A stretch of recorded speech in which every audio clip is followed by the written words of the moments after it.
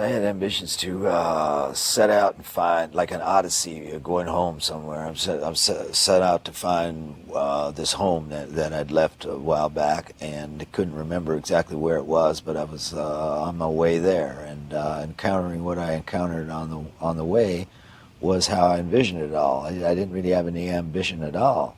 I was born very far from where I'm supposed to be, and so I'm on my way home, you know.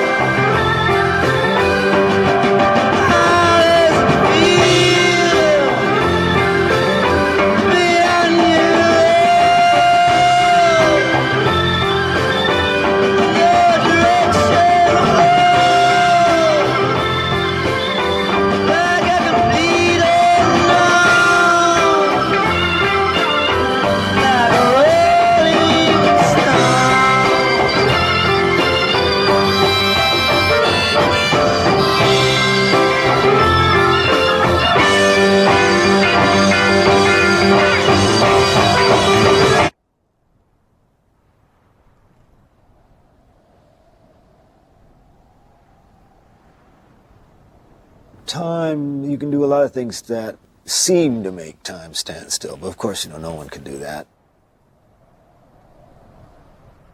Drifting too far from the shore, you're drifting too far from the shore. Maybe when I was about 10, I started playing the guitar. I found a guitar in the house that my father bought, actually. I found something else in there. It's kind of mystical overtones. There was a great big mahogany radio.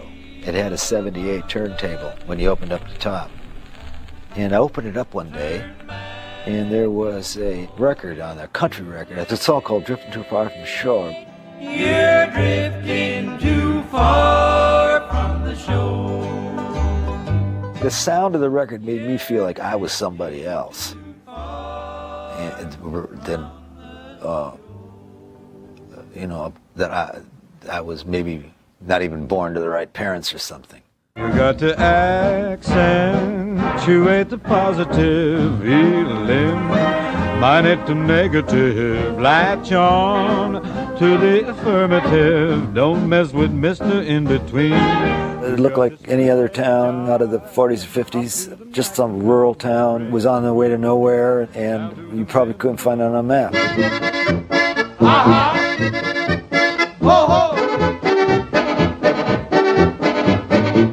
Maybe 3 blocks one way and maybe 3 blocks the other way, and that was like a main street where all the department stores were, the drug stores, that's about it, you know.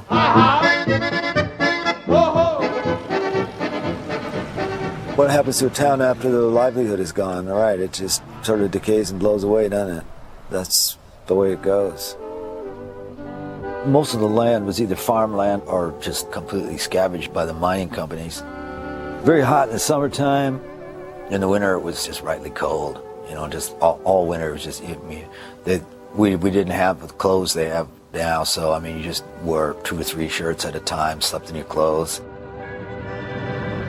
The pit was on the outer limits of the town. That's where everybody worked. Well, you couldn't be a rebel. It was so cold that you couldn't be bad. The weather equalizes everything very quickly. Nobody was going to really pull a stick up There really wasn't any philosophy, any idiom, any ideology to really go against.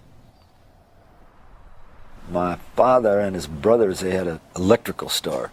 The first job I ever had was sweeping up the store, and I was supposed to learn the discipline of hard work or something, you know, and the merits of employment.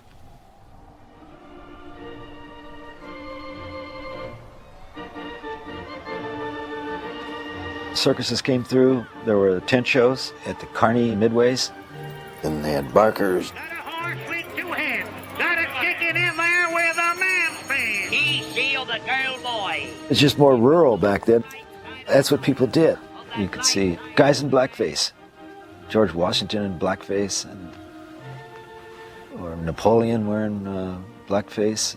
There's like weird Shakespearean things, stuff that didn't really make any sense at the time. And people had other jobs in the Kearney scene. I saw somebody putting makeup on, getting back from running the Ferris wheel once. And I thought that was pretty interesting. You know, wow, the guy's got, you know, well, he does two things, you know, or something like that. I've got a song here that I'd like to do that's been awful kind to me and the boys. A little tune called Cold, Cold Heart.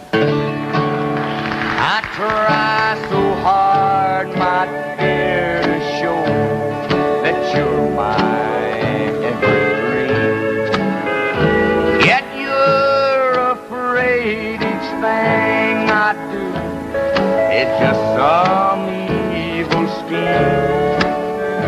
A memory from your lonesome past keeps us so far apart.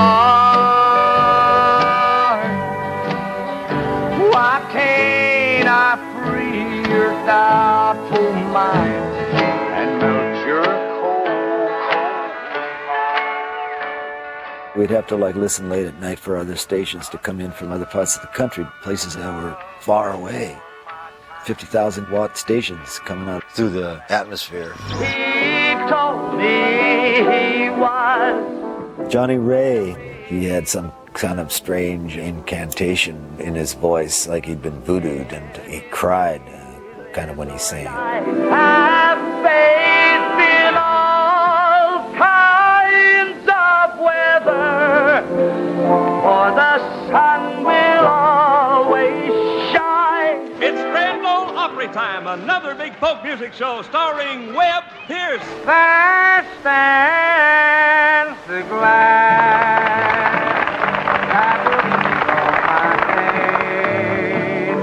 that will settle my brain. It's my first one to take.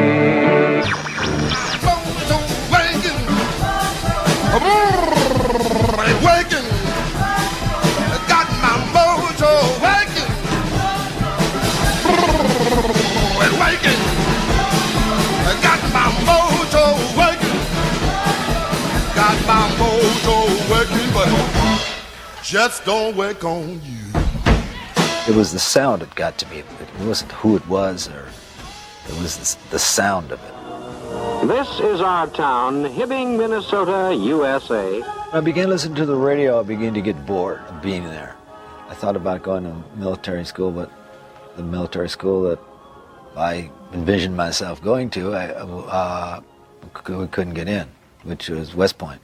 You know, I could always envision myself dying in some heroic battle somewhere. So I mean, maybe that era that is gone.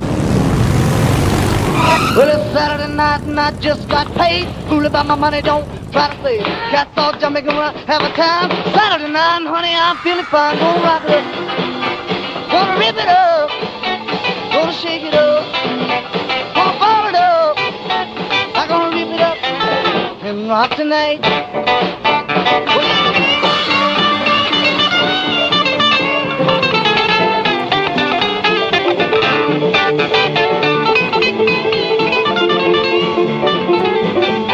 I got me a date and I won't be late. I picked her up in my 88.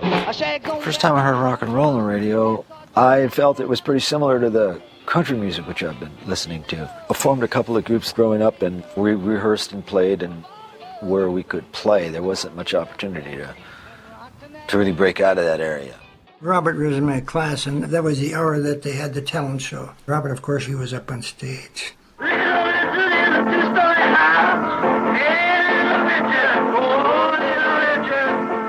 His concert began, and it was quite surprising. I saw Robert stand there at the piano, and my guess is that he was trying to destroy it. He pounded on the thing.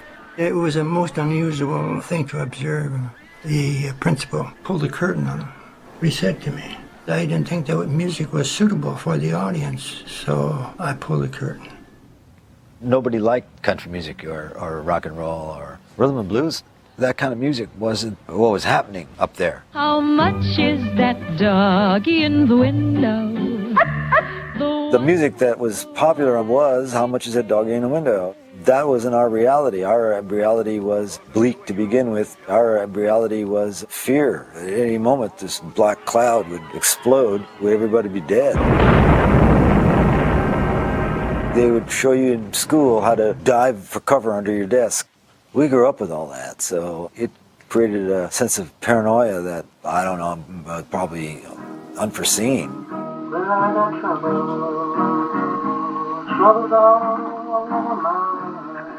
In May 1959, I recorded a tape for Bob Zimmerman. Bob was real excited to learn I had a tape recorder, and he wanted to know what he sounded like. I really can't say the girls took a liking to me or not from playing around town. The first girl that ever took a liking to me, her name was Gloria Story. Gloria Story, I mean, that was her real name. Second girlfriend was named Echo. Now, that's pretty strange. I've never met anybody named Echo. I serenaded her underneath the ladder that went up to her window. And both these girls, by the way, brought out the poet in me. Long after we have gone, while the flash of our beginning has not yet traveled the light years into distance, we will disappear into the blackness of the space from which we came, destroyed as we began in a burst of gas and fire.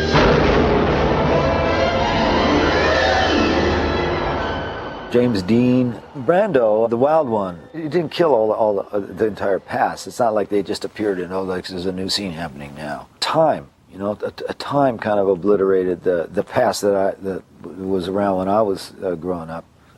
Just time in progress, really.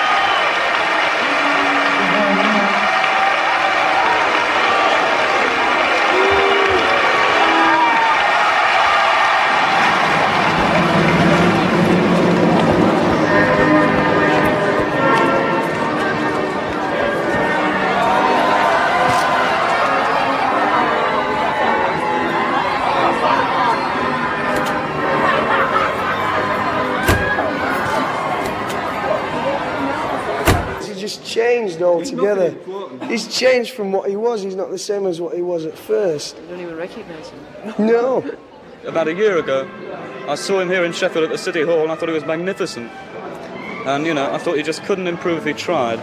Then the next thing that happened was he went really commercial with this backing group, and I didn't like that very much. I don't know what he's trying to do. I think he's conceding to to some sort of popular taste. I think it's a bad thing. I think he's prostituting himself.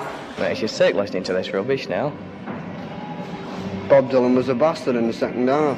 I don't think the spirit of the Dylan songs is being portrayed in his with this incredibly corny group behind him. I like his earlier records as on his freewheeling LPs, etc., but this I just can't stick. What about the first part of the concert? I found it rather boring. I found there was too much improvising on his wretched harmonica, and he tended to lose the rhythm on his guitar altogether at times. Hey, Mr. Tambourine Man, play a song for me. I'm not sleepy, and there is no place I'm going to. Hey, Mr. Tambourine Man, play a song for me. In the jingle jangle morning, I'll come following you.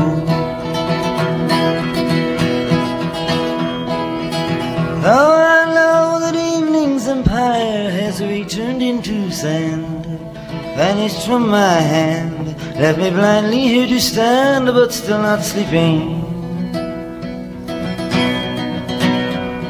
My weariness amazes me, I'm branded on my feet, I have no one to meet, on the ancient empty streets, too dead for dreaming. Hey, Mr. Tambourine Man, play a song for me. I'm not sleepy, and there's no place I'm going to. Hey, Mr. Tambourine Man, play a song for me. In the jingle jangle morning, I'll come following you.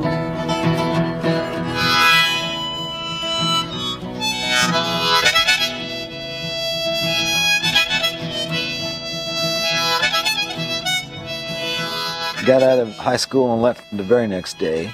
I'd gone as far as I could in my particular environment. I was going to try to join some other band. Susie, baby, where are you? Have you left me for someone new? There was only one guy that ever came out of there, and he was out of Fargo. I'd actually gone there to play with him. He had a regional hit called Susie Baby. At that point, I was just playing triplets on the piano. I didn't have my own piano, so they weren't going to buy a piano. But I did play some shows with them. Nothing much came of it. Ain't no guy in town. He would let people know that he was maybe Bobby V.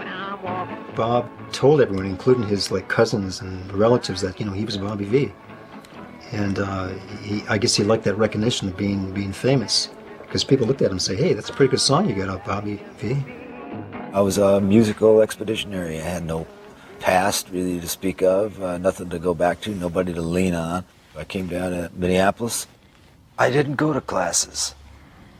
I was enrolled, but I didn't go to classes. I just didn't feel like it. We were singing and playing all night, sleeping most of the morning. I didn't really have any time for studying. Praised be man. He is existing in milk and living in lilies, and his violin music takes place in milk and creamy emptiness. Praised be the unfolded inside petal flesh of tenderest thought. Praised be delusion, the ripple. Praised be the holy ocean of eternity. Praised be I, writing, dead already and dead again. I fell into that atmosphere of everything Kerouac was saying about the world being completely mad, and the only people for him that were interesting were the mad people, the mad ones, the ones who were mad to live and mad to talk, mad to be saved, desirous of everything at the same time, the ones who never yawn, all those mad ones, and I felt like I fit right into that bunch.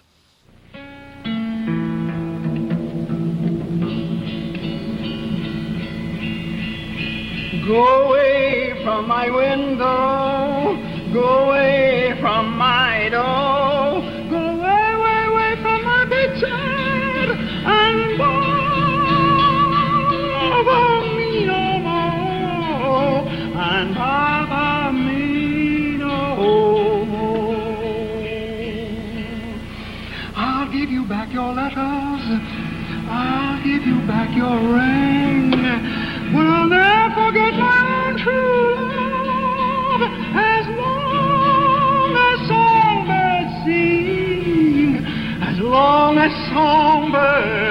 sing. I'll go tell all my brothers. I had heard folk music before leaving the Iron Range. I'd heard John Jacob Niles somewhere, strangely enough.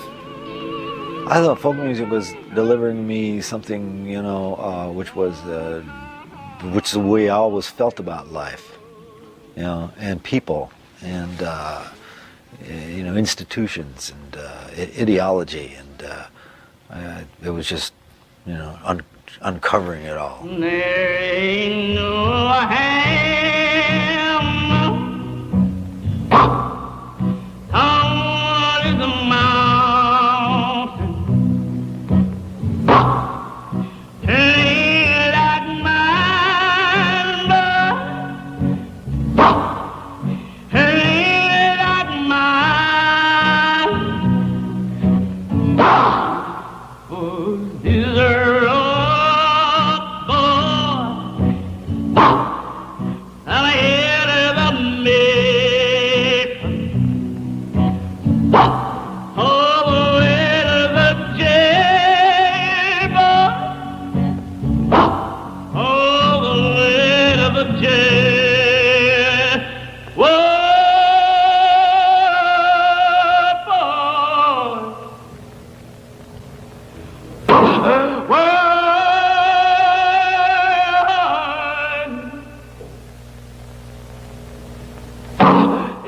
She played that upstroke, downstroke kind of rhythm where you don't need the drum. It's kind of like a Tex-Mex rhythm. I heard that rhythm, and I said, well, I could use that rhythm for all kinds of things. I don't remember, you know, buying any records. I went into the booth.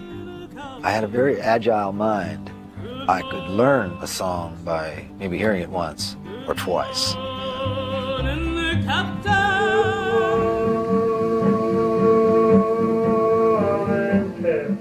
I traded my electric equipment for acoustic guitar. Started playing almost immediately. There he is, down at the end of the bar. Dylan, how are you? Dylan Thomas. And he's looking shocked.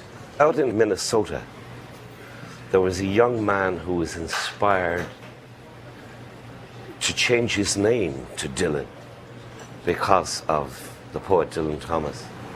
Piety sings, innocence sweetens my last black breath. Modesty hides my thighs in her wings, and all the deadly virtues plague my death. Why it became that particular name, I really can't say. There was some intimation that maybe he was changing his name because of a racial thing.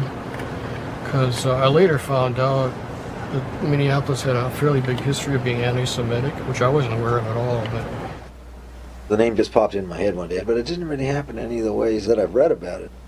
I mean, I just don't feel like I had a past, and you know, I couldn't relate to anything other than what I was doing at the present time, and I don't, you know, didn't matter to me what I said.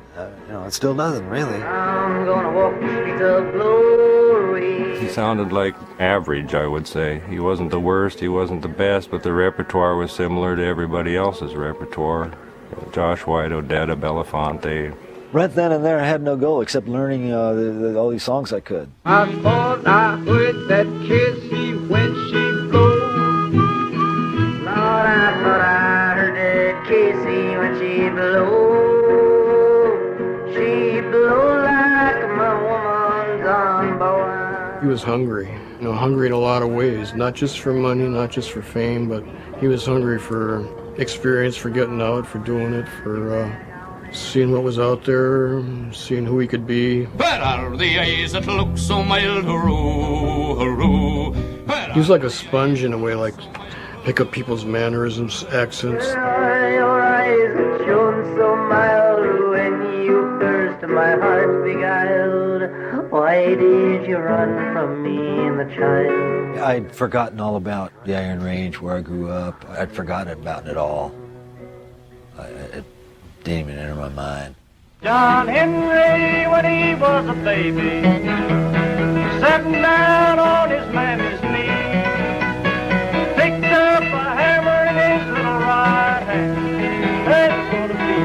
death of me. There will be the death of me. Woody Guthrie. He had a particular sound. And besides that, he said something to go along with his sound. That was highly unusual to my ears. Jesus Christ was a man that traveled through the land, hard-working man and brave. But that dirty little coward named Judas Iscariot delayed Jesus Christ in his grave. He was a radical. His songs had a radical slant. Ooh, you know, that's what I want to sing. I want to sing that. Down along the river, just sitting on a rock, I'm looking at the boats in the Bonneville lock. Gate swings open, the boat sails in, the toot-toot whistle, she's gone again. I couldn't believe that I'd never heard of this man. You could listen to his songs and actually learn how to live. One guy said, oh, you're singing a Woody Guthrie song. He gave me a book that he wrote called Bound for Glory, and I read it. I identified with Bound for Glory book more than I even did with On the Road. These songs sounded archaic to most people. I don't know why they didn't sound archaic to me. They sounded like these songs were happening at the moment to me.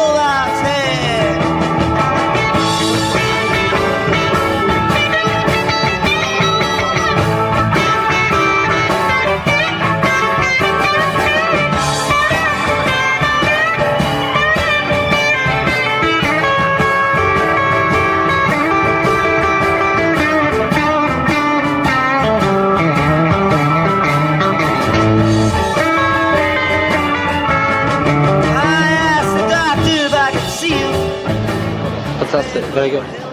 Rank. Excellent. It was lousy, it was pathetic, it was great.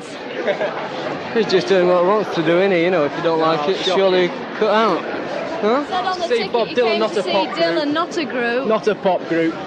No. How many pop groups like that? You've been here with all the pictures. I think I'm over The special people here with all the pictures. Rambling around your cities, rambling around your towns, I never see a friend I know as I go. I was just learning songs and playing them and trying to find out who Woody Guthrie was. As I go rambling around. Woody's records were almost impossible to find. They didn't have any of his records in the record stores. Paul was a folk music scholar. He didn't play at all. He had a whole lot of records which probably couldn't be found anywhere else in the Midwest except at Paul's house, and he lived there with somebody else. And I was listening to records at his house once. I knew they'd be away for the weekend, so I went over there and helped myself to a bunch more records. Little Margaret is sitting in her high hall door. About 25 records disappeared, mostly the stuff that Dylan was listening to. And we sort of figured out that he'd taken them. Those records were extremely hard to find. They were like hen's teeth. If you came across them, somebody like myself who was a musical expeditionary, you just would have to immerse yourself in them. So we started trying to track Dylan down. We tried the fraternity house where he had once been. No luck there. We got another address and then yet another, and everybody said, boy, this kid must be popular. You're about the 10th guy looking for him, in every place we went. And I don't know how we finally found him, but we got a current apartment. This was a John Wayne production number that John did. He got a bowling pin and he got a big cigar, and John was 6'4" or something like this, and it wasn't ever intending to hit Dylan with the bowling pin or anything, but was really going to do the bit. John just started waving the bowling pin over his head and just saying, "I'm going to beat the hell out of you, where are my records?" And Dylan was very scared for the first time around. This routine went, but he maintained his cool somehow, and it somehow settled into sort of an absurdist drama where they would sort of talk. Dylan would say something interesting and John would get interesting, and they'd start to talk and they'd start to sort of like each other a little bit, and then John would remember why he was there and he'd start brandishing the pin again, and they'd play the whole scene out again. I'm a rambler, I'm a gambler, I'm a long way from my home. If the people don't like me, they can leave me alone. I wanted to get to the East Coast to visit Woody Guthrie. When I first heard him, I didn't know he was dead or alive, really, but then I discovered that he was definitely alive, and he was in a hospital with some kind of ailment. So I thought it would be a nice gesture to go visit him. Hitchhiking back then was very acceptable. I had a suitcase and a guitar. And I don't know, maybe I had $10 in my pocket. Virgin Mary had one son. Ooh, glory, hallelujah. Ooh, pretty little baby. Glory be to the new King.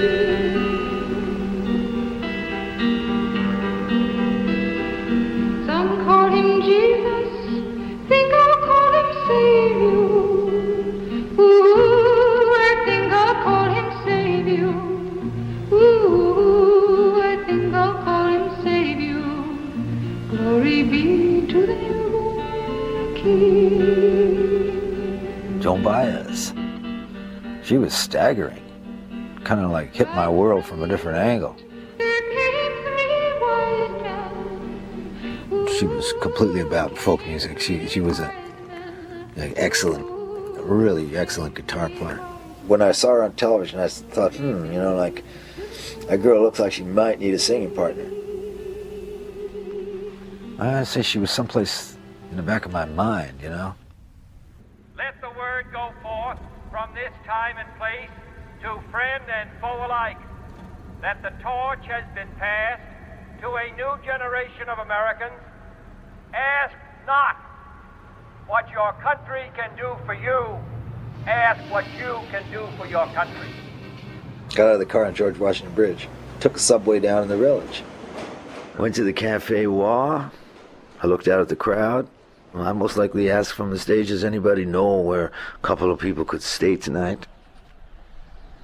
It was an old Greenwich village, which was the 20s Bohemia, and had a very venerable history. I first came down in 1948 with a red bandana around my neck on the subway to go to see if I could find poets in Greenwich Village. But there had been poets. I probably came into the village around 1952 or 53. I was a kid. I was living in Queens, not liking it very much. For me, it was very sophisticated. I liked that. I was into jazz at the time. I didn't like the folk music thing much at all. I was very snobbish. Over across the street, there was Nick's. I actually met Tony Spargo, who was the drummer on the very first jazz records. It was the original Dixieland Jazz Band in 1917. When I was young, it was a very laid-back place, intermingled with various ethnic groups where lots of what we called bohemians, doing their art, walking their dogs. That is my one mad desire. There's a wonderful creative climate there, although I wasn't fully aware of it. But it was the center of the art world, happenings, the first art movements were going on. It was all there. You were suddenly able to take your clothes off. You were suddenly free of all the shackles of family, the baggage of tradition, of bad tradition. I was looking for freedom, but freedom didn't exist all over America. Freedom only existed really here in the village, in Greenwich Village. America, I've given you all, and now I'm nothing. America, $2.27, January 17th, 1956. I can't stand my own mind. America, when will we end the human war? Go fuck yourself with your atom bomb. I don't feel good, don't bother me. I won't write my poem till I'm in my right mind. The big breakthrough was in an ex-gay bar on McDougal Street, formerly the McDougal Street Bar, I think it was 58 or 59, then called the Gaslight. And it was the first poetry reading in one of these sort of coffee shop bars, sort of a folk club coffee shop bar. And it was so astonishing that there was a story on page 3, a whole page in the Daily News. Poets reading in the coffee shop. America, when will you be angelic? When will you take off your clothes? When will you look at yourself through the grave? When will you be worthy of your million Trotskyites? America, why are your libraries full of tears? America, when will you send your eggs to India?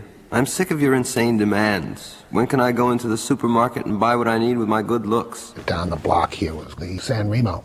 And every Saturday night you'd have the riots between the Stalinists and the Trotskyites. Glasses flying, that sort of thing.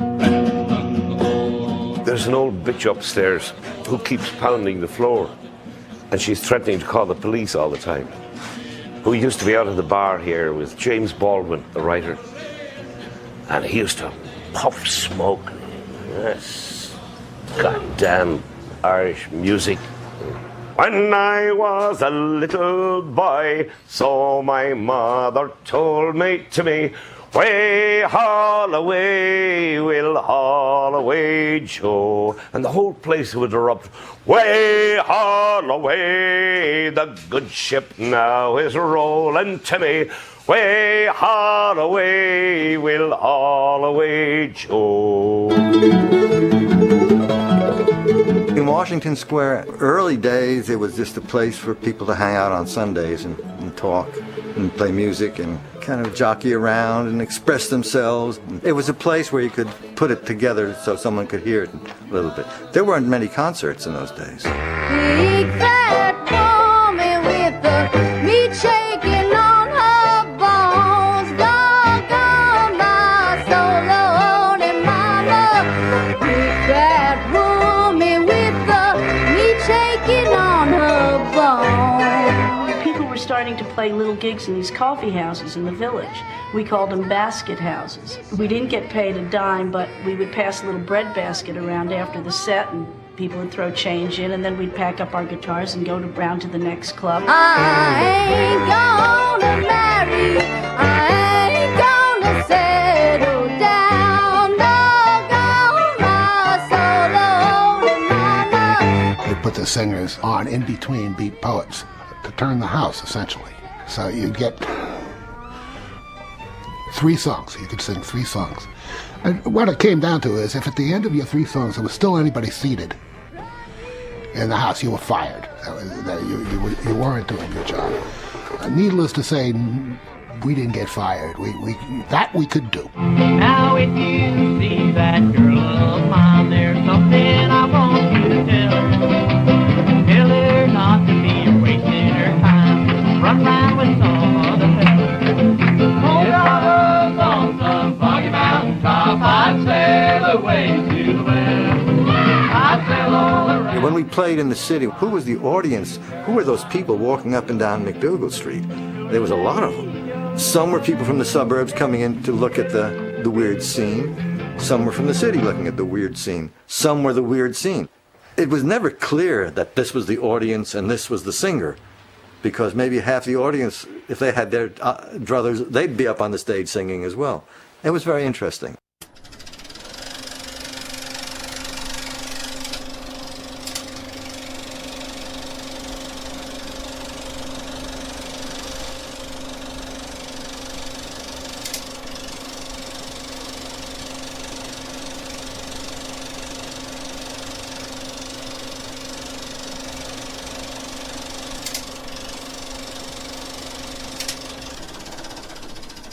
I was ready for New York.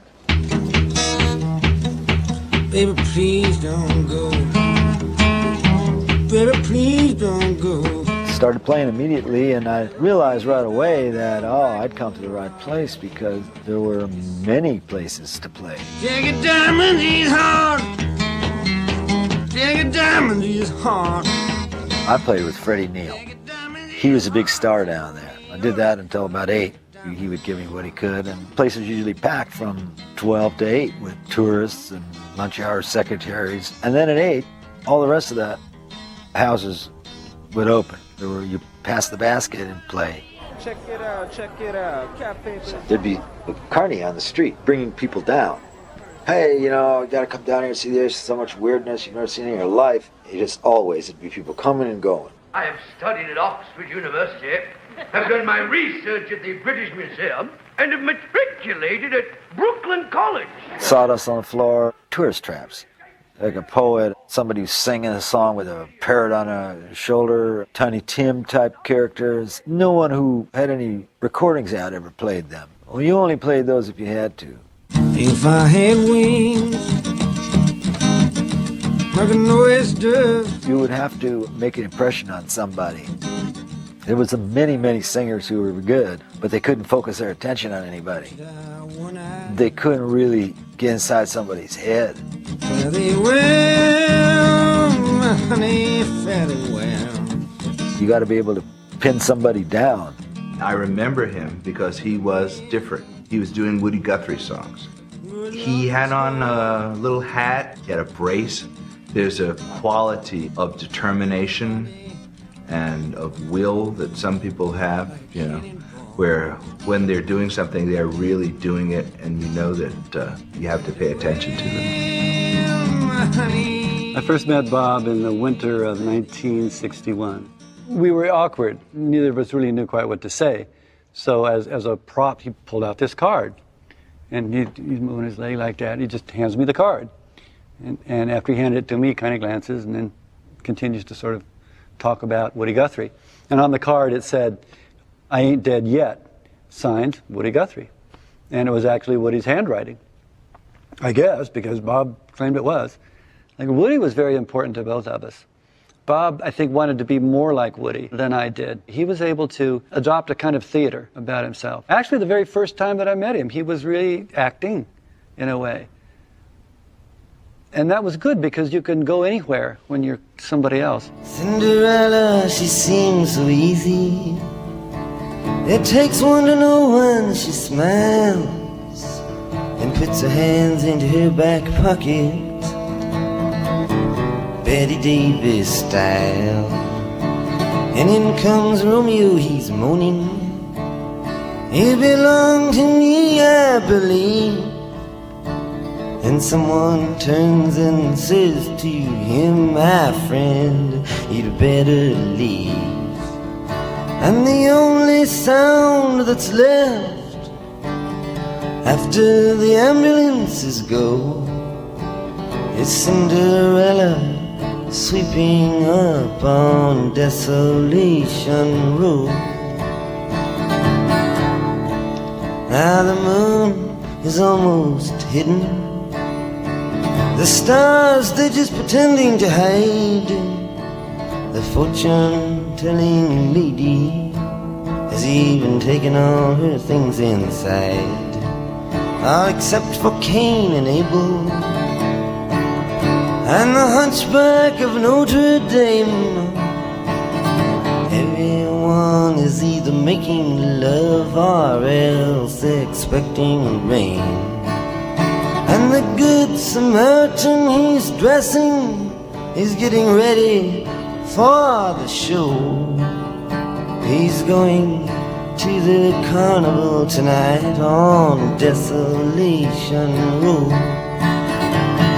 I want to see this person immediately. What? Whoever's going to shoot me. Is there a shotgun in the house? How do you find that out, Albert? Just in front of the house. It's only a crane. They just phoned from front of the house. Phone box office and they say they're going to shoot me. Yeah. Well, do they do this often? Well, I don't mind being shot, man, but I don't dig being told about it. Oh man, I can't believe that. Don't worry, Mickey, I'll protect you. I hope so. I hope so.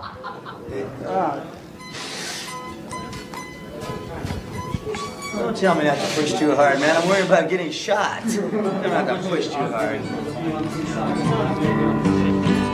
I roamed in a rainbow and I followed my footsteps to the sunny bright sands of the diamond deserts. Obviously, he was channeling Woody Guthrie. He was literally channeling him, everything about him, and I think it was part of his way of finding who he was in the end by imitating and assimilating Woody Guthrie. So I found out where Woody Guthrie was, and I took a bus out to Morristown. Basically, I think it was an insane asylum. I thought about later it was a sad thing they put him in a mental home because he just had the jitters. This land is your land, and this land is my land. He asked for certain songs, and I'd play them. I was young and impressionable, and I think I must have been shocked in some kind of way to find him where I found him. This land was made for you and me. No more in this old life. Brother John Sellers. He was the master of ceremonies at Gertie's Folk City. And there was one night called Hootenanny Night where anybody could play. Call him drunken Ira Hay, but his lands are still as dry, and his ghost is lying thirsty in the ditch where Ira died. We'd go down there every Monday night. Peter Lafarge, who was sort of a cowboy / Indian, and Cisco Houston. A lot of the old Woody Guthrie crowd was still hanging out there. I'm a Dust Bowl refugee. We just watched, and you picked out the performers that were doing it for real and tried to pick up what the essence of what they were doing was. All of us were interested in seeing what the other guy was doing on stage, because there was a lot more to be learned than just songs or picking styles. He was just a poor boy and a long way from home. Dave Van Ronk. He had that big gruff thing, but he had this very sweet, sensitive thing going on at the same time. He was a dichotomy of a performer. He was a friend of mine. He could take the essence of the song and only go after that, not go after the frills. On Monday nights, Bob Dylan used to come over there, and he was always just hanging around. Sometimes you want to say, go away. At the early age of 16 years, he left his native home and to Australia's sunny shore he was inclined to roam. He robbed the rich, he helped the poor, he shot James McAvoy. And terror to Australia was the wild colonial boy.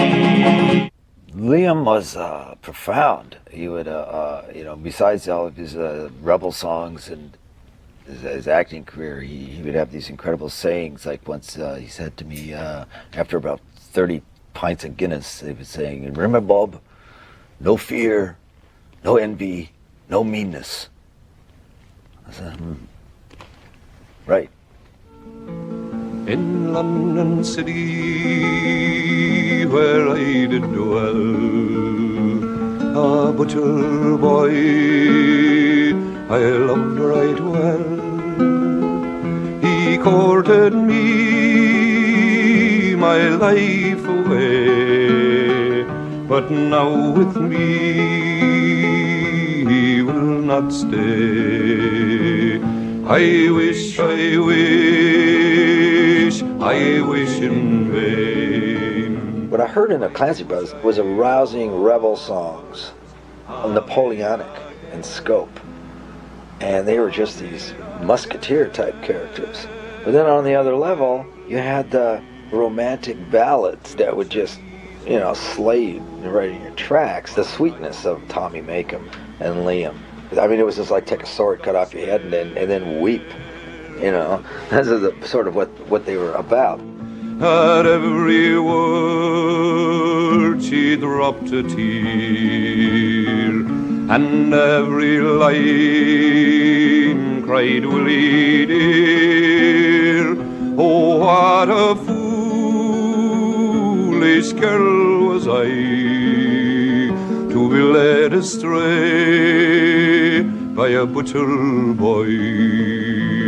He went upstairs and the door he broke. All the great performers that I'd seen, who I wanted to be like, were those kind of performers. They all had one thing in common. It was in their eyes. And there was something in their eyes that would say, you know, I know something you don't know, and I wanted to be that kind of performer.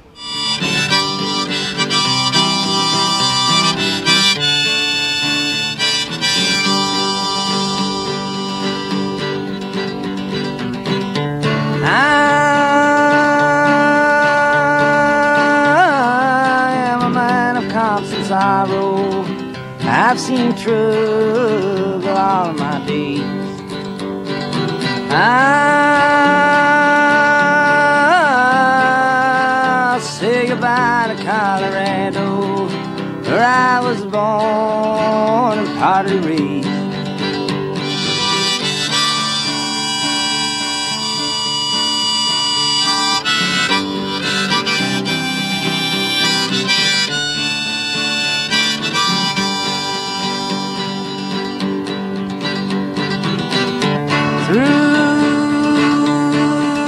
This open world I'm bound to ramble, through ice and snow, sleet and rain.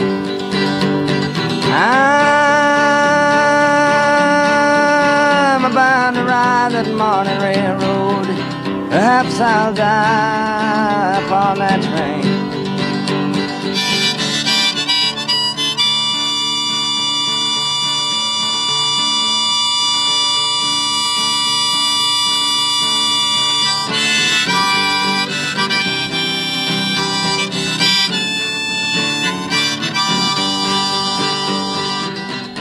He was playing at some party or something, and it was like a whole different guy. You hear those stories about the bluesmen that go out to the crossroads and sell their soul to the devil and come back all of a sudden able to do stuff. Robert Johnson, Tommy Johnson, that whole mythology was one of those kind of deals almost. When he left Minneapolis, he was just average. You know, there was 5, 6 other guys doing the same thing. When he came back, he was doing Woody, and he was doing Van Ronk, and he was finger picking. He was playing cross harp, and this is a matter of a couple of months. I mean, this is not like he was gone, you know, a year or anything. He was gone a couple of months, and apparently whatever he got into so intensely that he was like a real interesting performer. That's when I went to the crossroads and made a big deal. You know, like, you know, one night, and then went back to Minneapolis, and I was like, hey, where's this guy been? You know, he'd been to the crossroads. Take a trip with me in 1913 to Calumet, Michigan in the copper country. I'll take you to a place called Italian Hall. I wasn't singing Woody Guthrie anymore. I was still singing a lot of his songs, but I'd replaced them with a lot of the other songs all of a sudden. I kind of went through Woody Guthrie in a kind of way, but I didn't really want to go through Woody Guthrie. I didn't want to feel that it was something just negligible. Hey, hey, Woody Guthrie, I wrote you a song about a funny old world that's a-coming along. Seems sick and it's hungry, it's tired and it's torn. It looks like it's a-dying and it's hardly been born. I really cared. I really wanted to portray my gratitude in some kind of way. But I knew that I was not going to be going back to Greystone anymore. All the things that I'm a-saying. I felt like I had to write that song. I did not consider myself a songwriter at all. But I needed to write that, and I needed to needed to sing it. So that's why I needed to write it, because it hadn't been written, and that's what I needed to say. I needed to say that. Here's to Cisco and Sonny and Lead Belly too, and to all the good people that traveled with you. Here's to the hearts and the hands of the men that come with the dust and are gone with the wind. So this guy comes in, he didn't look too prepossessing, he didn't look too interesting to me, he didn't look wild, or he looked like an ordinary kid. He didn't have the commanding presence. And he said, listen, I got some songs I want you to hear. So I said, oh God, can you come tomorrow? I said, get out of here. He said, no, I want to sing you a song. So I let him sing the song, then I kick him out, then he comes back, then he comes back, and he came back. And then I started pointing people. I said, listen, see that guy in the back room? His name is Bob Dylan. You should listen to him. The guy's writing good songs. He's terrific. He told me he never knew the word folk music before he came to New York City. What bullshit, God. And he'd never seen somebody playing a banjo before he came to New York City. And he'd never seen all these things before he came to New York City. It opened his eyes up wide to what folk music is, after having lived on the Mississippi River and everything. I was born in Duluth, Minnesota in 1941, moved to Gallup, New Mexico, then until now. Lived in Iowa, South Dakota, Kansas, North Dakota for a little bit. Started playing in carnivals when I was 14 with guitar and piano. Arvella Gray taught him blues songs. Blind street singer from Chicago about 4 or 5 years ago. Used to know a guy named Mance Lipscomb from Navasota, Texas. Listened to him a lot. Met him through his grandson, a rock and roller. Now, listening to Arvella Gray in Chicago, Mance Lipscomb in Texas, I should have figured out right away he's bullshitting me. And I only found out later that he had borrowed 400 records from Tony Glover, or something like that, which he still hasn't returned, and things like that. So I was a setup, a very easy setup, and I'm proud of it, because the guy wrote good songs. I didn't care what he was telling me. I saw it advertised one day, Bear Mountain picnic was coming my way. Come along with us, take a trip, we'll transport you up there on a ship. Bring the wife and kids, fun for all, yippee. The owner of the place finally gave me a 2-week run. They had me open for John Lee Hooker. Well, it don't seem to me quite so funny what some of these people are gonna do for money.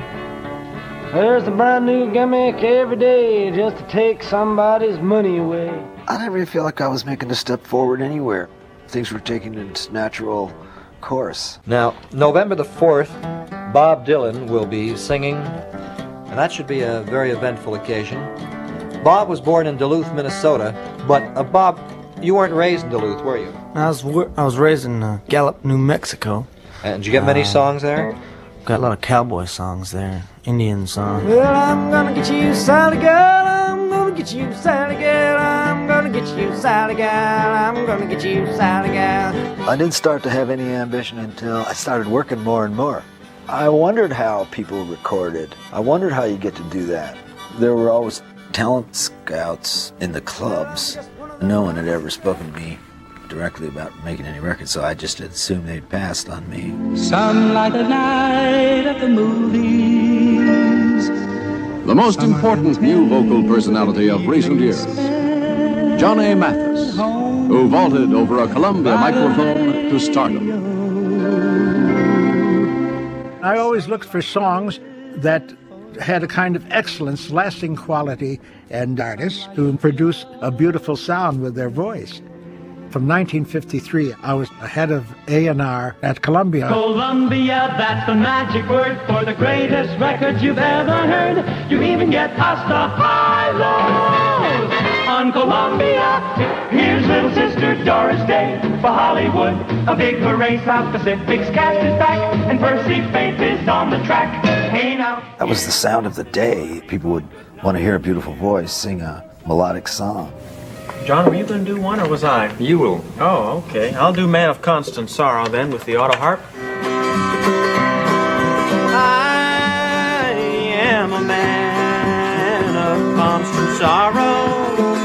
I've seen trouble all my day. We recorded for Folkways. We lived in the clear, pure light of non-commercial, long-playing, short-selling records for Folkways. I learned it from a record that was made down in the southern mountains, in the late 1920s. We also seemed to represent some idea about, excuse the expression, integrity, or standing for something authentic or real in music. Gonna build me a log cabin on the mountain so high.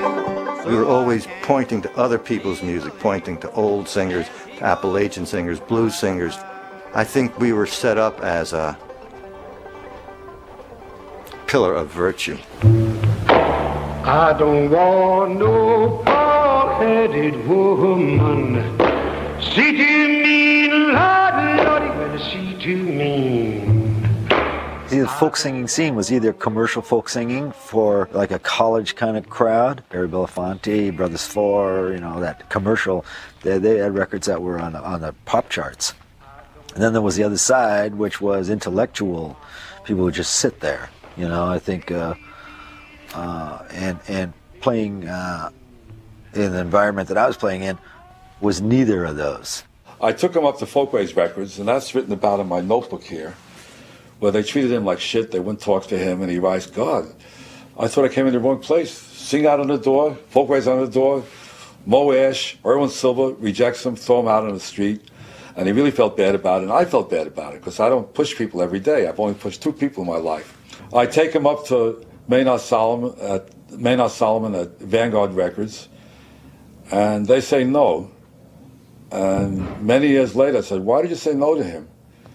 And I said, well, we don't record freaks at Vanguard Records. I said, I see, Joan Baez's not a freak, the other people, nobody's a freak, just Bob Dylan.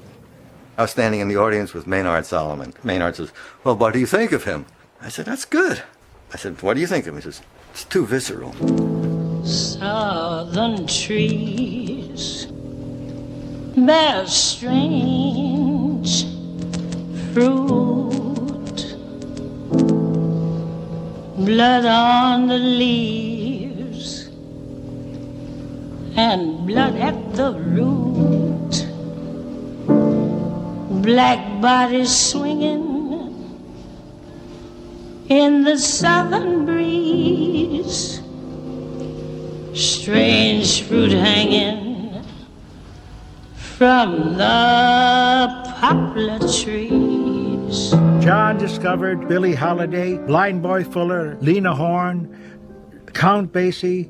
Yeah, he was a kind of like a Damon Runyon character. Is that the word? One of these old Broadway guys, buzz cut, haircut.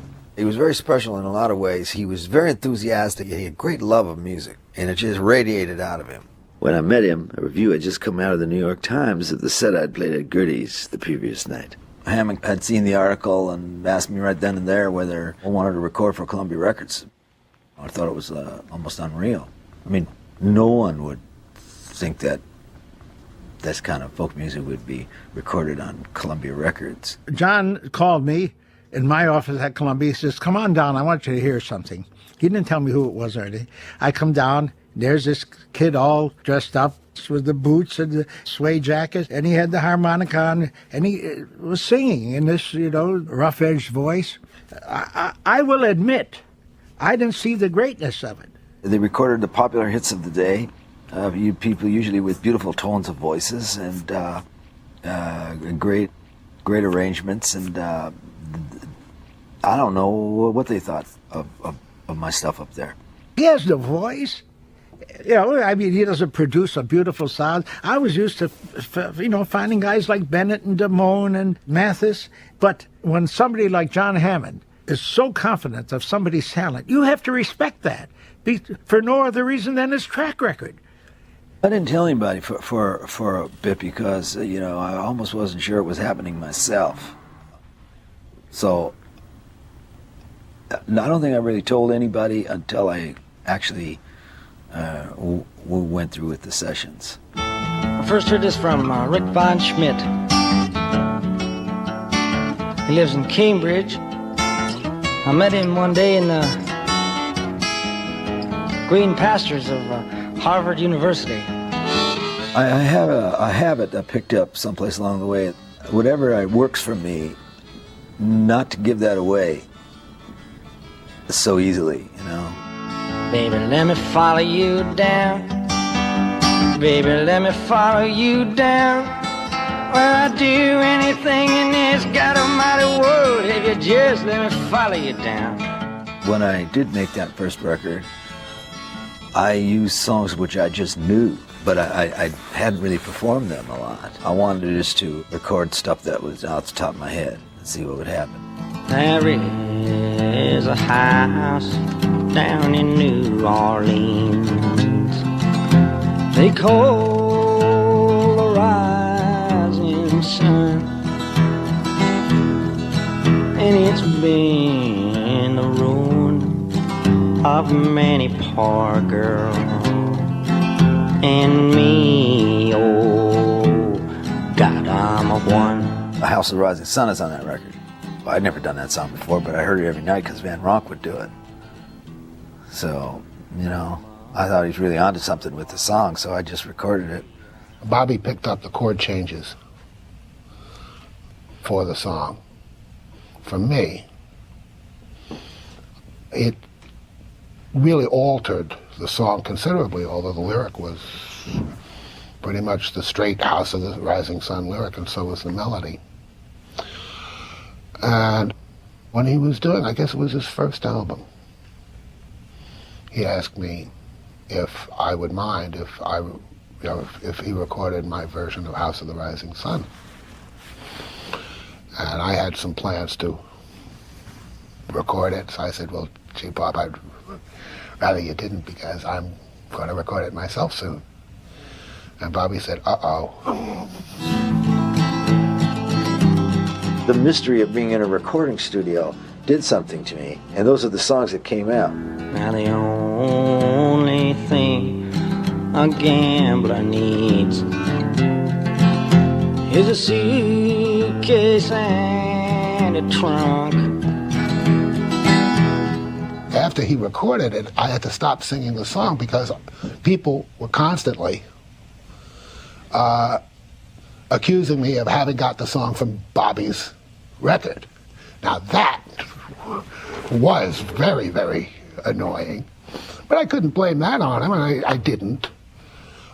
The whole thing was a tempest in a teapot. Later on, when Eric Burdon and the Animals picked the song up from Bobby and recorded it, Bobby told me that he had to drop the song because everybody was accusing him of ripping it off from Eric Burdon. You're funny in my mind, Lord, I believe I'm fixing to die. When I got the disc, I played it, and I was highly disturbed. I just wanted to cross this record out and make another record immediately. I thought I'd recorded the wrong songs, and I'd already written a few of my own, maybe, that I thought maybe I should have stuck on there. I was way past that record. Or part of me was just saying that I didn't want to record that record anyway, that I just did it. I didn't want to give away anything that was really, dear to me or something. When Bobby signed with Columbia, it was big news on the street. Everybody wanted that. People couldn't bring themselves to admit that they were that hungry. They turned it into a moral issue. They had to, because otherwise they were going to have to take long looks at themselves and might not like what they saw.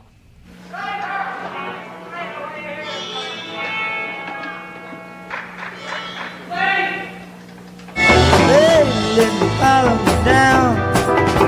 Baby, let me follow you down. Well, I'll do anything in this almighty world if you just let me follow you down.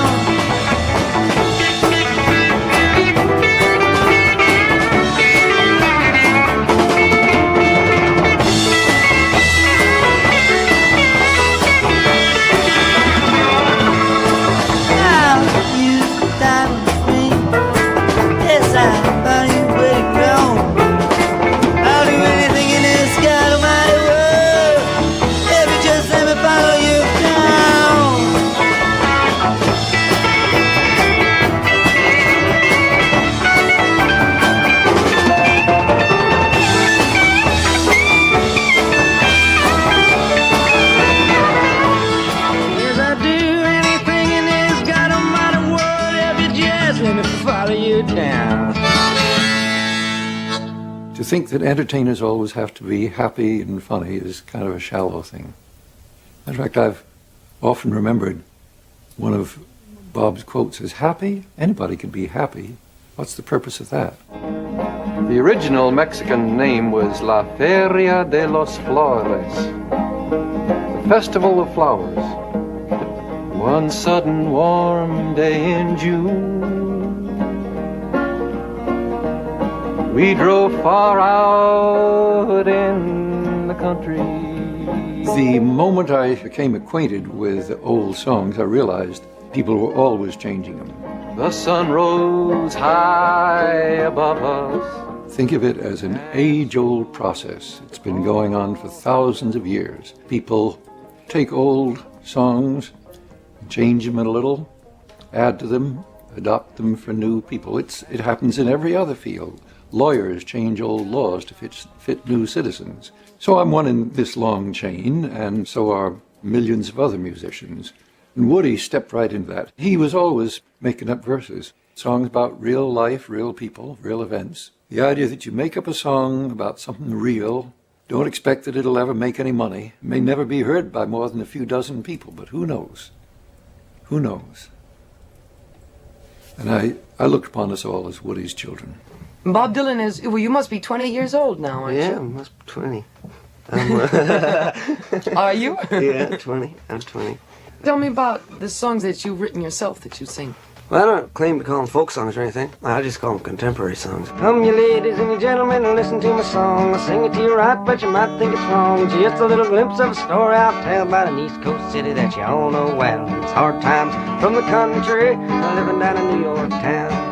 Come, you ladies and gentlemen, listen to the song. The traditional songs gave us ideas and attitudes about life that you could borrow from, that you could build your songs on. I will not go down under the ground, because somebody tells me that death's coming round. I wrote them anywhere I was. You could write them on the subway or in a cafe or wherever, you know. You could write them talking to somebody else, you know, and be scribbling down a song. Let me die in my footsteps before I go down under the ground. The first time I think I ever saw him perform a topical song, he was singing, "Let Me Die With My Boots On," before I go under the ground. And that was a real feeling in New York at that time. People were building bomb shelters everywhere, and that we'll live out our lives in preparation for that kind of crap. And here we were in the middle of Greenwich Village, like a little pus pimple in the middle of this huge society, saying, this is gotta go. I don't agree with that. I'm not going to live my life that way.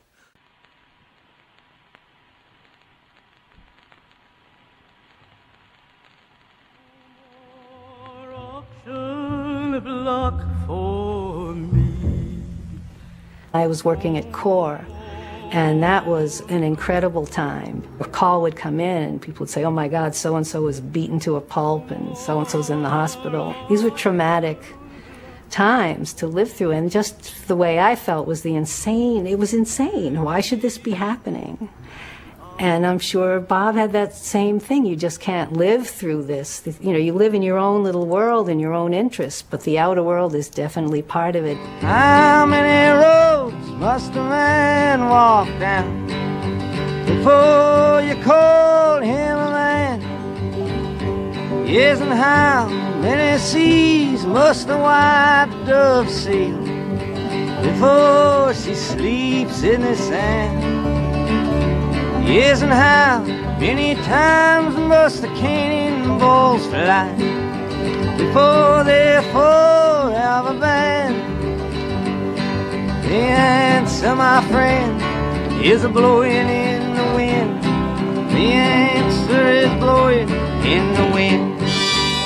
I didn't really know if that song was good or bad, or it just felt right. But I didn't really know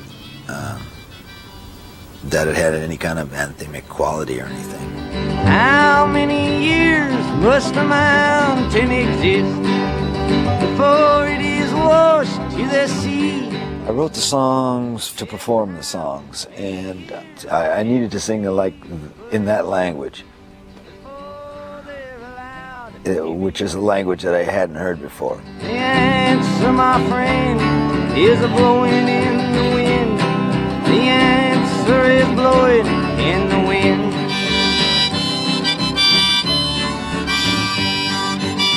How could he write, how many roads must a man walk down before you call him a man? This is what my father went through. He was the one who wasn't called a man, you know. So how, where's he coming from? White people don't have hard times, you know. This was my thinking back then because I was a kid too. What he was writing was inspirational. You know, they were inspirational songs, and they would inspire, you know. This is the same as gospel. He was writing truth. By writing good songs and writing about contemporary ideas in traditional forms, which I understood, and it made it like it was written today, but it sounded like it could have been written 200 years ago also. It sounded current and old at the same time. So it wasn't just like singing songs the way Pete Seeger was singing, you know, because it's important that you sing these songs. He sang songs that affected us. Well, it ain't no use to sit and wonder why, baby. Even you don't know by now. And it ain't no use to sit and wonder why, baby. It'll never do somehow. When your rooster crows at the break of dawn, look out your window and I'll be gone. You're the reason I'm a-traveling on, but don't think twice, it's alright.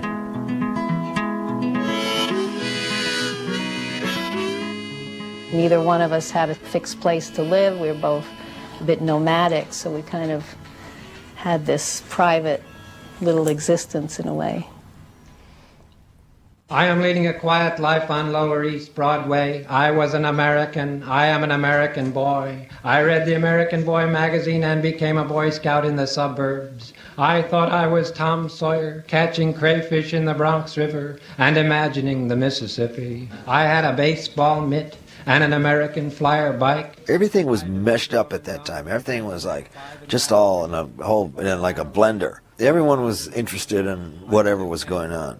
I stayed at a lot of people's houses, which had, you know, poetry books and poetry volumes, and you know, I read what I found, and you know, I found you know, Verlaine poems or Rimbaud, you know, Drunken Boat Illuminations. Whether it was these wild and crazy poets that were getting up on stage, and whether it was a musician playing some riff in a jazz club, or some bluegrass guy, some old roots music, it filters through you and you speak them when they come out verbally and you play them. We were doing things totally instinctively. It was an instinctive awakening. Lightning strikes every once in a while in a different place. Nobody knows why. The night of the Cuban Missile Crisis, you know, the general feeling was the world was going to end or something like that. I mean, it's quite heavy. I walked into Gaslight, Bob was there. Just a few people listening to him sing. He said, why don't you come up, let's sing some songs together. Let's do that old Carter family song, You're Gonna Miss Me When I'm Gone. I was playing the nice Carter family thing, and we're singing. And I'm thinking, who's gonna miss us when we're gone? We're all being gone. You know, what the hell is this? Oh, where have you been, my blue-eyed son? And where have you been, my darling young one? I've stumbled on the side of 12 misty mountains. I've walked and I crawled on 6 crooked highways. I've stepped in the middle of 7 sad forests. I've been out in front of a dozen dead oceans. I've been 10,000 miles in the mouth of a graveyard. And it's a hard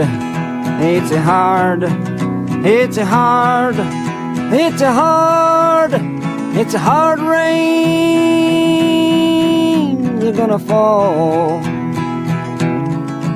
When I got back from India and got to the West Coast, There's a poet, Charlie Plymell, at a party in Bolinas, played me a record of this new young folk singer. And I heard Hard Rain, I think, and wept.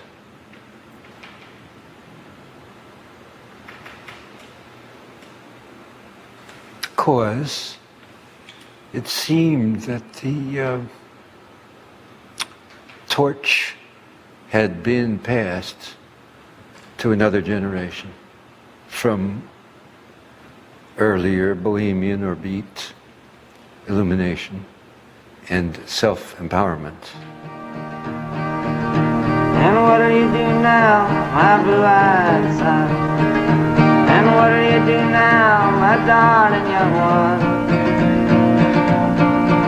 I'm going back out for the rain starts to fall in.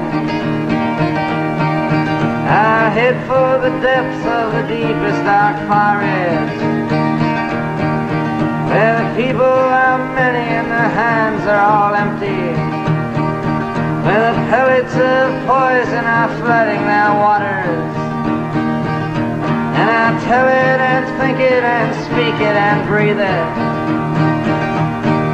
and reflect from the mountains so all souls can see it. Then I'll stand on the ocean until I start sinking. I know my song well before I start singing. And it's a hard, and it's a hard, and it's a hard, and it's a hard, and it's a hard rains are gonna fall. A very famous saying among the Tibetan Buddhists, if the student is not better than the teacher is a failure. And I was really knocked out by the eloquence, particularly I'll know my song well before I start singing, and where all souls shall reflect it, or, you know, I stand on the mountain where everybody can hear. It's sort of this biblical prophecy. Poetry is words that are empowered, that make your hair stand on end, that you recognize instantly as being some form of subjective truth that has an objective reality to it because somebody's realized it. Then you call it poetry later. But take this one you sang, this hard rain's gonna fall, even though it may have come out of your feelings about atomic rain. At the same time, No, it wasn't atomic rain, no. Well, go ahead. Somebody else thought that too. Uh-huh. Yeah, it's not atomic rain. Go ahead. It's just a hard rain. It's not atomic rain, no. All your songs are about more than the actual event that may have caused it. Do you know what I mean? I'm not a topical songwriter. So you're not, you're not a topical songwriter. No, I don't really even like that word. I mean, it's not a song about a certain event. It says that. It's beyond that. The folk idiom is so widespread that you could take any part of it and rework a song. I never thought I was breaking through anything. I was just working with an existing form that was there. I was definitely not inventing anything that hadn't been tried before. Some part of the picture, you know.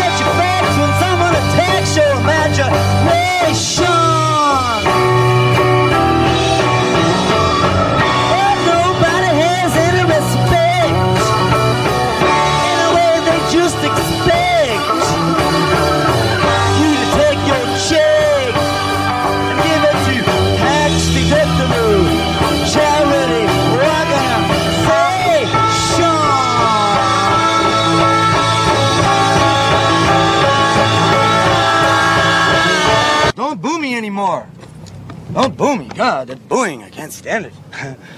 Oh my God. It's hard to get in tune when they're booing. You know? Yeah, I can't get in tune at all when they're booing. I can't hear anything. I don't even want to get in tune. When they yell in this weird nasal tone from here. Jesus, you know, I don't understand how can they buy the tickets up so fast?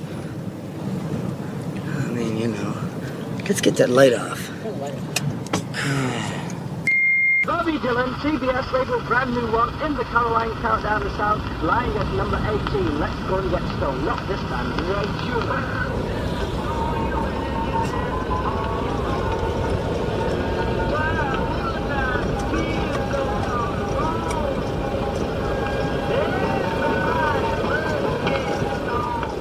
Dylan's first album did not sell.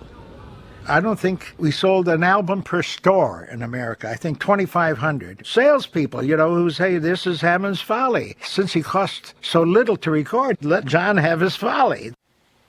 On my second album, all of a sudden people started to take notice that never noticed before. Grossman came into the picture around there.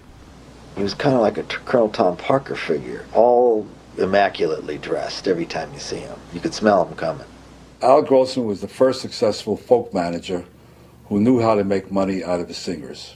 He would own the recording studio, he would own the music publishing company, he would own Bob Dylan, he would own Peter, Paul and Mary. He would sell a Bob Dylan song to Peter, Paul and Mary, who would sing on a recording in his studio, which he was getting the rights. So he would get he had a salami technique going. He would get a piece of the action from 6 or 7 different directions. He created Peter, Paul and Mary because he saw people really wanted a fresh, young group like this that they could relate to. He changed Paul's name to Paul from Noel, so it would be have that biblical inference. He was a genius. I knew Mary Travers, you know, Peter, Paul and Mary. I had known her when she was younger. She used to sing in Washington Square Park. And she was a nice person and very, you know, lively, a teenager. One time in the middle of winter, and it was cold on McDougal Street, you know, like February. I saw her and I said, "Where have you been, Mary?" And she said, "Well, I've been in Florida for the last couple of, I don't know, it was weeks or months. A man named Albert Grossman has put me together with some other guys from the coffee houses, and we're trying out a new group there. And we're singing." And I said, "You mean you were in Florida all this time? Where's your tan? Didn't you ever go out in the sun?" She says, "Oh no, Albert told me I shouldn't go out in the sun, that I was supposed to be the pale, blonde, indoor type." And it really made my flesh creep, to put it truthfully, because I was shivering cold in New York, and she had the chance to get out in the sun, but that she was being manipulated, that the whole thing had an image, it had a look. I just felt that this was a bad sign. I didn't feel that Albert manipulated Bob because I think Bob was weirder than Albert, so that he couldn't manipulate him. And by weird, I don't mean in a bad way, but I mean that he had enough games. Now, Bob was also a terrific opportunist. So if someone gave him an opportunity to do something, he could use it. I don't know if Bob was a hustler. I think he just knew what he wanted and he could focus. He was very astute. He could pick out somebody who was important. I mean, any musician would, but he was really good at it. Albert tells me one day they're going to send a guy over to see me named Bob Dylan. He's got a guitar with some kind of a contraption around his neck so that the harmonica is up to his mouth. Now, believe me when I tell you, nobody had ever seen this on Broadway and before. And he starts singing for me. And one of the things that I pride myself on is that I think I'm one of the few, at that time, I may have been the only one in the music business who listened to the words. And when I heard how many years must one man have before he can hear people cry, I flipped. I can't even remember what the songs were that he played me that day, but I said, "Okay, that's it, I want you." How many roads must a man walk down before they call him a man?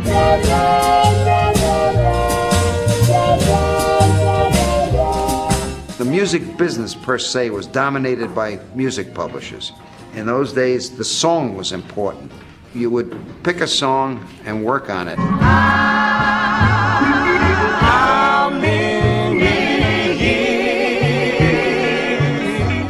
Historically, whenever you see Dylan mentioned in print, it's always John Hammond who discovered Bob Dylan. I think the guy who made Dylan popular was me, if I say so myself. I'm the one who started to get his songs all over the place. We never had resistance within the company to him. My boss, the old man, Herman Starr, got on it right away. Why? Because they smelled dollars, that's why. I gotta sing me something to tell you something. It's called Master of the War. Come, you masters of war, you that build the big guns, you that build the death planes, you that build all the bombs, you that hide behind walls, you that hide behind discs. I just want you to know I can see through your masks. And I hope that you die, and your death will come soon. I follow your casket by the pale afternoon, and I watch while you're lowered down to your deathbed, and I stand over your grave till I'm sure that you're dead. I did a concert of his in Town Hall. It might have been '63. And when the concert was over, Bob called me over and he said, "Is anybody in the stage door waiting for me?" The fact is that I do not blame any artist for seeking fame, which is, in a sense, recognition. You want to know that you've pleased an audience. You want to know that the audience is interested in you. He was, in his way, a dynamic performer. But I think mostly the material that he was doing was so great that everybody responded to it. Oxford town, everybody's got their heads bowed down. Sun don't shine above the ground, ain't going down to Oxford town. The topical song movement was a product of the left. Which side are you on? Which side are you on? And the left at that time would have been Pete Seeger and the Weavers and Woody Guthrie. These people created material based on topical situations. Pete Seeger, very tall, like a towering figure. I didn't realize he was a communist. I really wasn't sure even what a communist was. If he was, it wouldn't have mattered to me anyway. I really didn't think about people in those terms. Bobby was not really a political person. He was thought of as being a political person and a man of the left. And in a general sort of way, yes, he was, but he was not interested in the true nature of the Soviet Union or any of that crap. We thought he was hopelessly politically naive, but in retrospect, I think he may have been more sophisticated than we were. Irene, good night. Irene, good night. The folk music revival was postponed by almost 10 years by the witch hunt. I mean, when U.S. Army publishes pamphlets on how to spot a communist that have lines in them like, "He will sometimes play the guitar," that kind of thing had a very repressive and suppressive effect. Irene, good night. Irene, good night. The song "Good Night, Irene" was all over the country. You couldn't escape that song in the United States of America in the summer of 1950. Right then, the very moment that Irene was at the top of the top 40, a bunch of blacklisters probably said to themselves, how did we let these commie so-and-so slip through our fingers? They started out to see that we were blacklisted, and about 2 years later, instead of singing in the Waldorf Astoria or Ciro's in Hollywood, we were singing in Daffy's Bar and Grill on the outskirts of Cleveland, and decided to take us a sabbatical. Lee says it turned into a Mondacle and a Tuesday. By the time McCarthy, I think, started to wane, the folk music thing started to come up. I say it's to the interest of every human being in the United States of America to get some good senators out of Mississippi for a change, and you can do it, and you will do it soon, I know. I have a hammer, I hammer in the morning, I hammer in the evening, all over this land. I have freedom, I hammer out freedom, I hammer out justice, hammer out love, hammer out love, my brothers and the sisters, all the time. I got him to go with Pete and Theodore Bickel. They were both going down to the south. The Dame Edgar Evers was buried from the bullet he caught. And I encouraged him to go with them, and he did, as part of an education. The civil rights movement was in full swing, and there was a big field outside Greenwood with several hundred people. I heard some speechifying there that I'll never forget in all my life. And I remember Bob singing a song which really caused people to think. He's only a pawn in the game. He was singing about the man who killed Medgar Evers. In other words, don't just think of this one man who did this murder, but think of the whole situation. To be on the side of people who are struggling for something doesn't necessarily mean you're being political. Oh, my name, it ain't nothing. My age, it means less. The country I come from is called the Midwest. I was taught and brought up there, the laws to abide, and that the land that I live in has God on its side. I would say that Bob was gifted, and it was flowering. He had a great desire to change the world. We even talked about it. We thought that segregation wasn't going to last, and that we were going to have something to do with ending it. We really believed we were going to have a part as songwriters in changing the world. Hush, little baby, don't you cry. You know your mama was born to die. I had first laid eyes on Bob in Gertie's Folk City. I had been told about him. This guy's a genius, and he writes these incredible songs, and he admires Woody Guthrie and all this stuff. It was very dubious, you know, when people raved about somebody other than myself. But I went, and sure enough, he's everything that they'd said he was. We both had our baby fat. That's what I think of when I look at the early pictures. Smooth skin, baby fat. We were really young. Bob looked like a ragamuffin. Probably one of the things I found so appealing about him.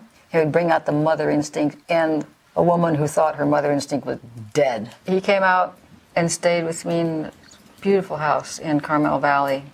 Bob liked to write there, and he would just stand tapping away at that typewriter. He would always say, "What do you think of this?"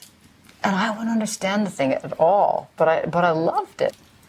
So I read, well, okay, I'm going to figure this one out. So I read through it, and I gave back my interpretation of what I thought it was about.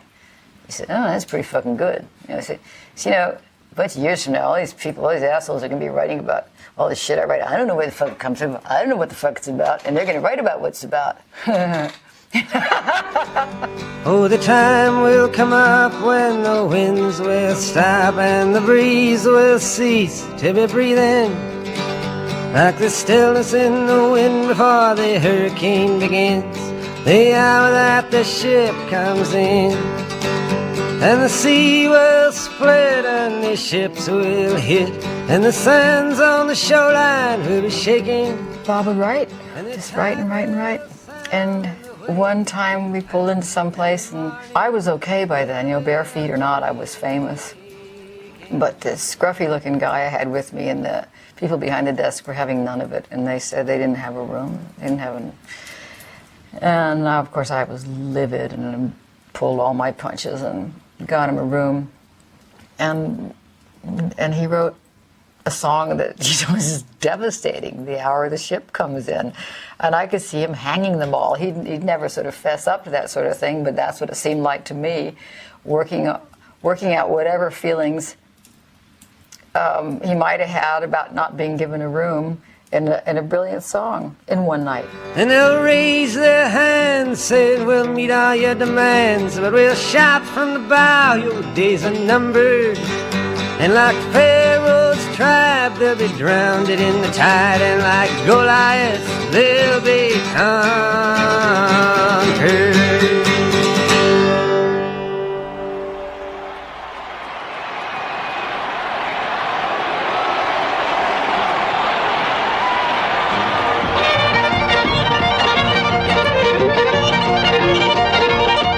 They had country folks and city folks there. We purposely tried to mix it up at Newport.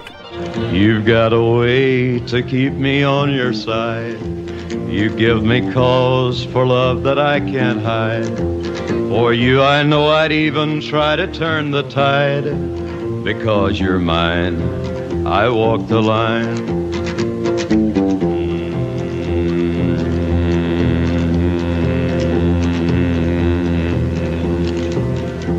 There was Johnny Cash. I keep a close watch on this heart of mine. And then you had O.J. Abbott singing some of the ballads he knew as a young man working in the lumber camps. Right side by side. I love the way she kisses. She loves me all the time. I love the way she kisses. There were 15,000 people, and that seemed to me just immense. Everyone was there who played folk music, you know, old and you know, sort of younger people too. Oh, Lord! Oh, Lord! We kind of bonded in a way that the music-wise, you know, what we were singing and what he was writing. A bullet from the back of a bush took Medgar Evers' blood. A finger fired the trigger to his name. A handle hit out in the dark. A hand set the spark. Two eyes took the aim behind a man's brain. But he can't be blamed. He's only a pawn in their game. I was the only singer there probably singing the songs that he'd written. And most likely 2 years earlier to that, I wouldn't have been able to get into Newport. You got more than the blacks, don't complain. You're better than them, you've been born with white skin, they explain. It was quite a sensation. He was singing a lot of what they called then protest songs. I've always hated that designation. And it was very much in the spirit of the time. Pete and the crowd around Broadside Magazine had fallen head over heels in love with him. Today Medgar Evers was buried from the bullet he caught. They're lowering him down as a king. But when the shadowy sun sets on the one that fired the gun, you'll see by his grave, on the stone that remains, carved next to his name, his epitaph plain. Only a pawn in their game. There was Woody Guthrie, transitioned to Pete Seeger, who carried on Woody's tradition. Now, who was to carry on from Pete Seeger? And in that spot really came Bob Dylan. So we began to recognize that Bobby would be the continuation in that tradition. I wrote this song. It tells a story if you if you like stories.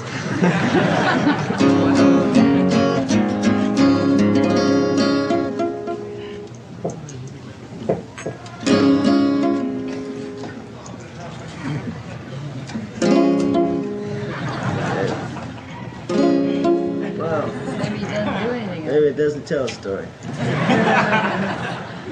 It was very, very exciting. I felt, you know, it was like Bob was my pal. We were involved in the same thing, and I knew he was going to be a massive star, and I liked that.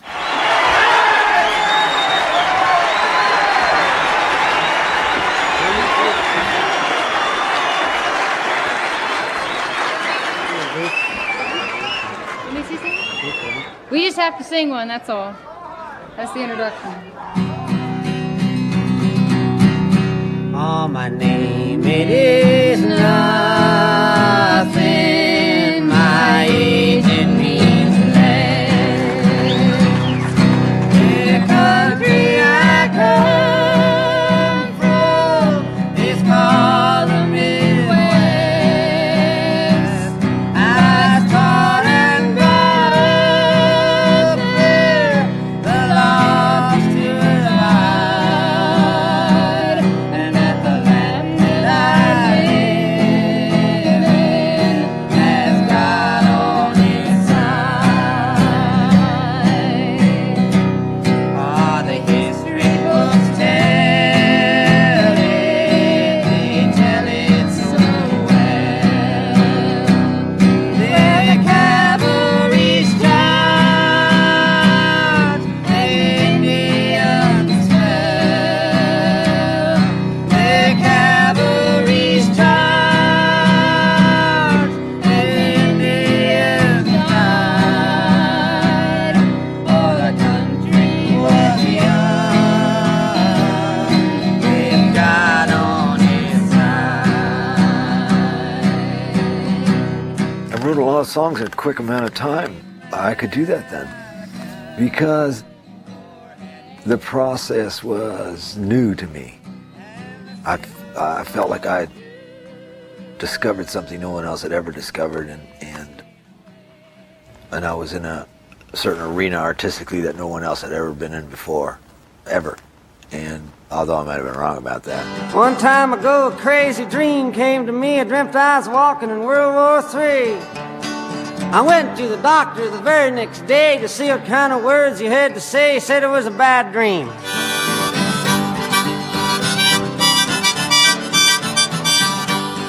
I was on top of this 12-foot station, and I had a long lens. I was looking at Bob Dylan coming out on stage. Well, down the corner by the hot dog stand, I seen another man. I said, "Howdy, friend, I guess it's just us two." He screamed, and down the road he flew. Thought I was a communist. He was Charlie Chaplin. He was Dylan Thomas. He talked like Woody Guthrie. He was constantly moving. More time passed, and now it seems everybody's having them dreams. Everybody sees herself walking around with nobody else. Well, all the people can be half right some of the time. Some of the people can be all right part of the time. But all the people can't be all right all of the time. Abraham Lincoln said that. I'll let you be in my dream if I can be in yours. I said that.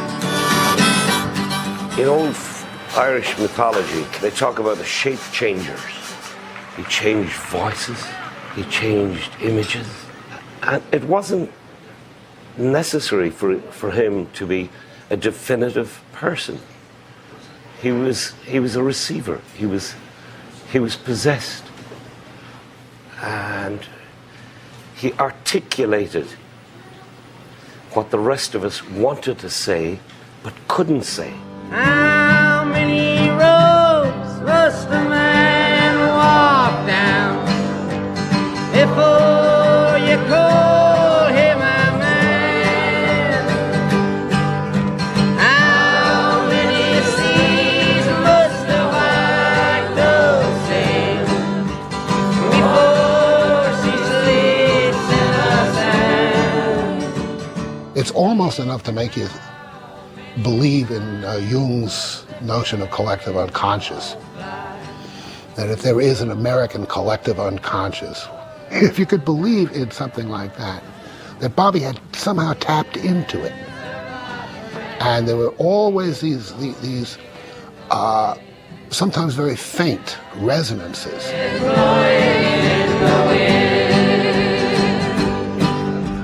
In taking all the elements that I'd ever known to make wide sweeping statements which conveyed a feeling that was in general essence of spirit of the times,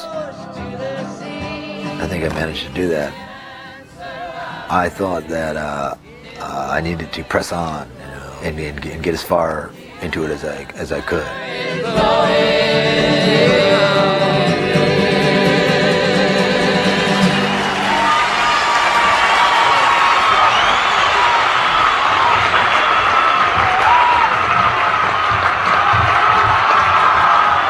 I would like to say that he has his finger on the pulse of our generation. Bob Dylan.